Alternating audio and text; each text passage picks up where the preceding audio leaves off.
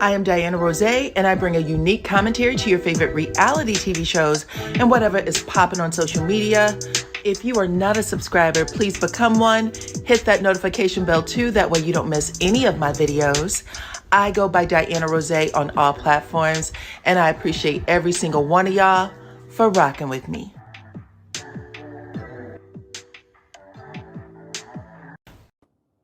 What's up, Buttercups?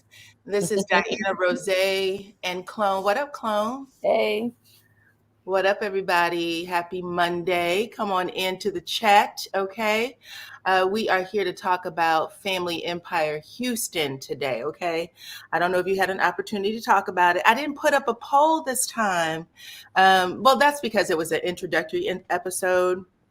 But it was good, all the same, all the same. Welcome, Yeah. welcome. I see some of you dropping your city into the chat. What's up, Philadelphia? If y'all can hear the sound of my voice, keep dropping your city and or state, and we'll give you a shout out real quick while we get these numbers up, okay? So come on in. What did you think of the episode, Clone? I like it so far. Both episodes are pretty interesting. A lot of characters, so a lot of people to get used to, but I do like it so far. Okay. I liked it too. I thought it hit where it was supposed to hit. And I don't think we've had a show like this ever. Okay. I want to say this may be the first time. And I'll tell you guys why in a second. What's up, Jacksonville? How are you? But yeah, it's good. It's good. Okay. Come on in, everyone. Oh, we're getting some dropout. Let's see. Hey, Diana and Sis Clone. I'm going to start to look at the show. Okay, we're going to tell y'all about it too. So come on in. Come on in. Hit the like button on your way in. Please and thank you. What's up, Houston? Katie from Houston. What's up? What's up? Let me see. What did you have to say? Sean said, Diana, you stand for absolutely nothing. Anything to make anything to make $1, Sean. Cut it out. Let me say this to Sean. Okay. Fuck you. What? How about that? You can go wherever you need to go, bitch. I don't give a fuck. Goddamn. I am so sick and tired of y'all coming over here and telling me who I and what I should stand for. If you stand for anything, you wouldn't be over here in the first fucking place. We can start there. Move on. And I'm going to block you just to make sure you do. Because the last thing I want is for you to bring your raggedy, nasty, funky ass back over here on my page. Anybody else got something to say? Hey, Sherry.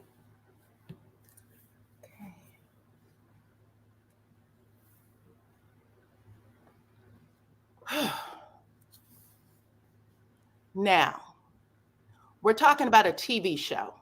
And as far as I understand, everybody that's on the shows y'all have a fucking problem with, keep signing the contracts to come back on the show.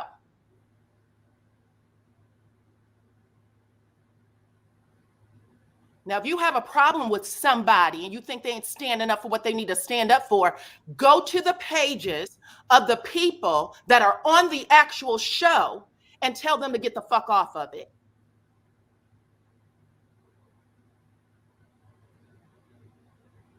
Otherwise, I will talk about what I want to on this page.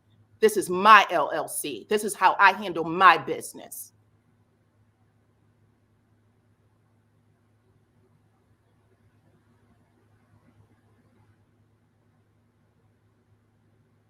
Start with the people you have the problem with. That's the people who signed the contract every single season. Period.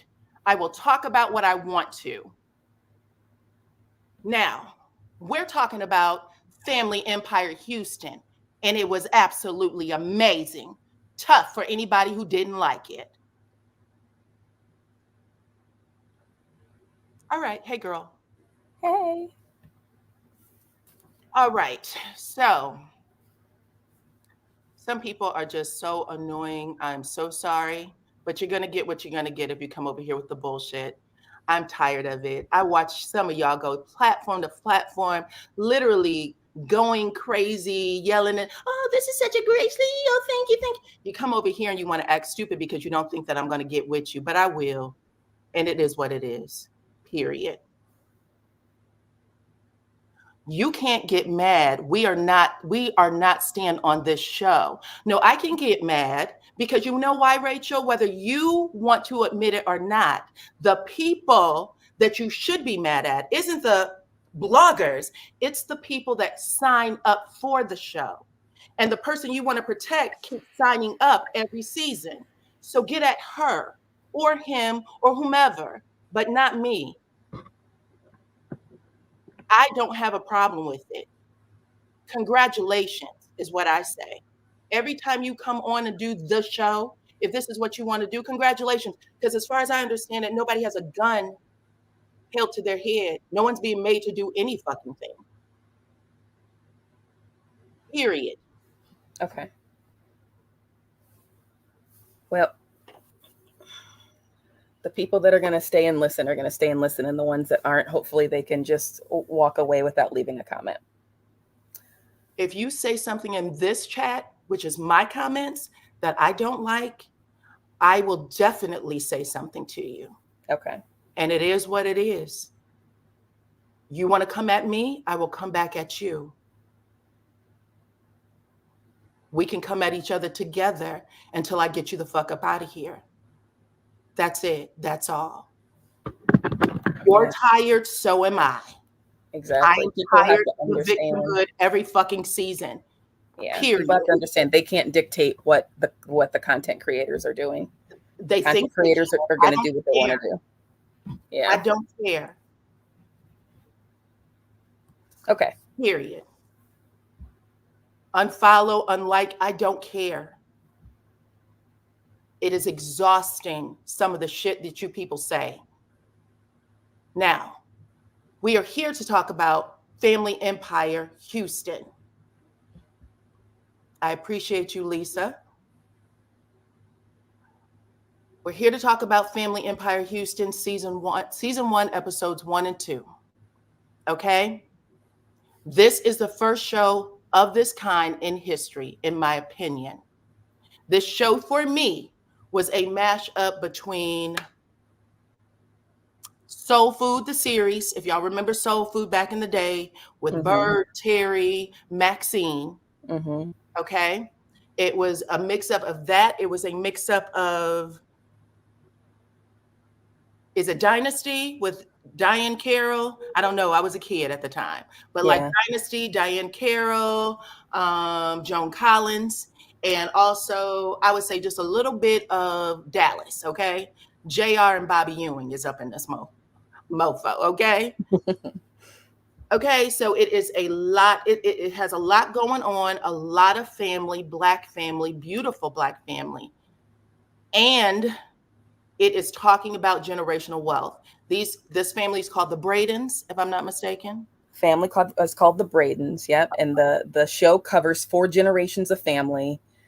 So family. Yep. So the people that are kicking it off, they're kicking off the legacy, would be Oscarine and her late husband Frank. They're the ones that built the dynasty. Okay, that's the grandparents. And the first, well, we say the people that's kicking off the legacy, the generations, the grandparents, Oscarine and Frank, they're considered ground zero. They're the ground zeros. Generations. Right. Okay? Yeah. So they actually had a large array of businesses, from rental properties, daycare centers, reception halls, plots of land, apartment buildings, you name it, they owned it. And this is where their family wealth comes from. Now, Frank and Oscarine had 5 children. They're considered the G1s. So they're the first generation. They're considered the first generation under Frank and Oscarine. And then the next generation down would be the G2s. They're calling themselves the G2s. And there are 9 of the G2s, but so far the episodes are only focusing on 5 granddaughters. Okay, so just in case it gets a little confusing, it's 0, G1, G2, G3, G4. They're saying 4 generations. So 0 to 4 is the generations under the Bradens, okay? And the focus happens to be on the G2s, which The is the G2s. granddaughters and sons of the family. But here's the picture. You can see it. I may have spelled Jaquita's name wrong. I'm not for sure. But it starts with Jaquita, Nicole, Jermisha, Monet, and then we have another Kiki. And this Kiki is really beautiful as well. You guys will find out why in just a minute. But Kiki is going to steal the show. Yes. 100%. I This love is what Kiki. I feel right now. Okay. But it's focusing on the G2s. The G1s would be their parents, and they are, of course, the parents are the daughters and sons of Oscar. Okay. And just so you can get a picture of Oscarine, this is what she looks like. Oscarine. Nicole is a huge personality on this show. And then Nicole's sister is Monet, and you see her there. But Nicole is giving, again, if y'all ever watch Soul Food, she's giving Terry energy, okay? She comes in as the baddest bitch, okay? She don't give a damn what people say or think. She is a money maker, a go-getter. The dollars become before anything else. And she doesn't really have that much of a sense of humor either. No, not at all. Not at all. I actually thought she reminded me a little bit of who's the one from who's the main woman, the real tall woman from RHOA? Nene Leakes, but she's not funny. Though. Nene yeah, Leakes Nicole's not funny. Nicole is not funny. Nicole is not funny. She's loud. She's got real alpha energy, kind of bitchy. She's really tall, smart, stylish. Okay. So yeah, she's very much a Terry, if you guys remember Soul Food too. So you can either take Terry. When you say Nene Leakes, I think humor. She is very funny. Okay. But Terry was very straight-laced, no nonsense. I'm gonna come in here with everything done. You're never gonna see me undone. When I come into the room, you're gonna know it. Okay. Yeah. So that is Nicole's personality so far all day. Okay. Yep. How she handles the family members is very much the same. Monet give us. Go ahead. I was going to say Monet didn't give us very much of a personality. Not yet. No, they haven't really done a whole lot with Monet. Okay. And then Oscarine is the grandma that y'all see there. Oscarine is not as vocal. She must have something going on with her vocal cords. They said she had a stroke. Oh, she had a stroke. Okay. Yes. I missed that part. Okay. So she had a stroke. She speaks just a little bit like but she gets a sound out. Almost like she has a voice box. Like a voice box, right? And she is still calling shots. That's what you need to know.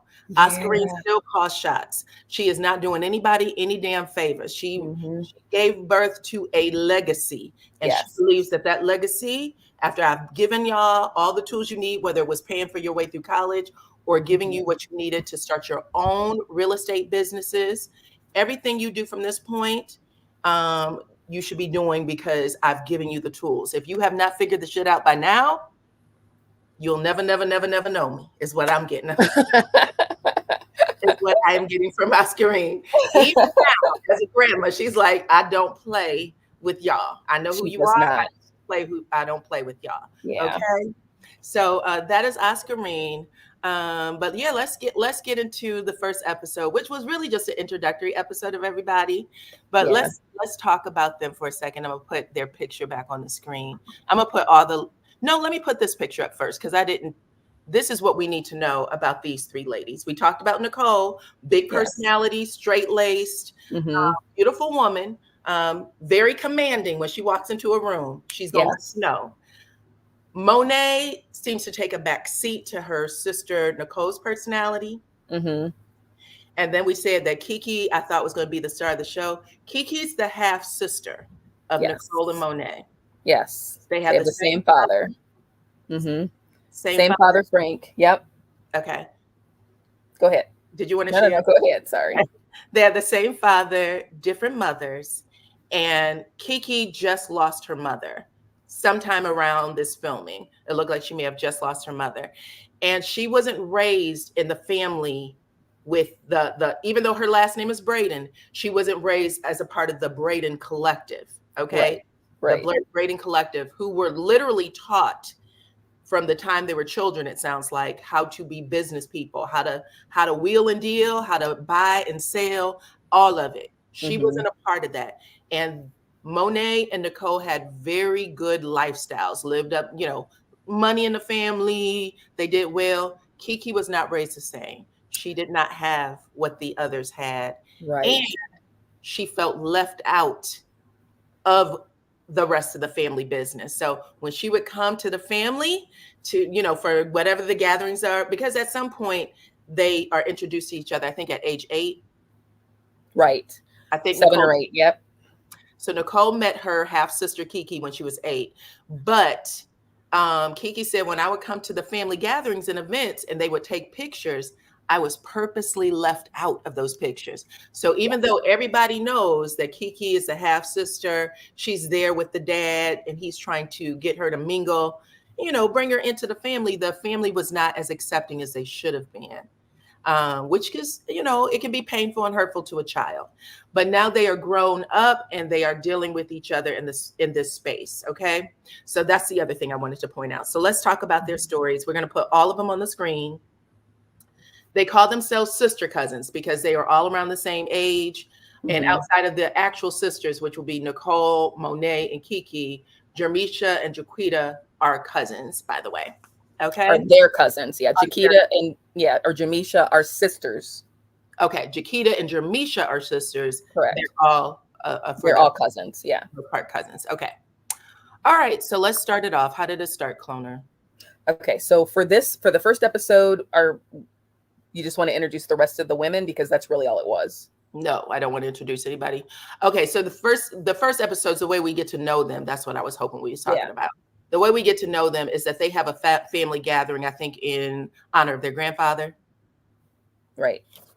I think it's in honor of their grandfather. I don't know if it was a birthday or what, but the grandfather, his presence is very much missed. They're still crying tears when they speak this man's name, Frank. So they're all together to basically celebrate his life. And they're also there to find out what Grandma Oscarine is going to do with 2 acres of land. Okay. So that's the big deal. The G2s, by the way, just so everybody know, when I said the ladies are running the show, they run the business.